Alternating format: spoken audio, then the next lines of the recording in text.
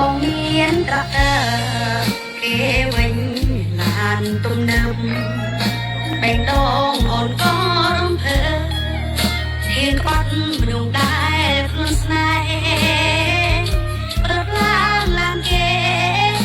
កថាបានសុខភ្លេចស្រ័យបងអើយមិនដូចគិតទេ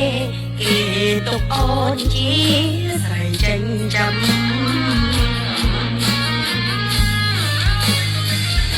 បងទុំដាក់ខ្លួនថារូបបងជានាងក្រអូនទេមិនអងរឿងនឹងទាំងអស់សង្ឃឹមចង់មើលក្រឡំចង់ទៅរកស្នាមញញឹម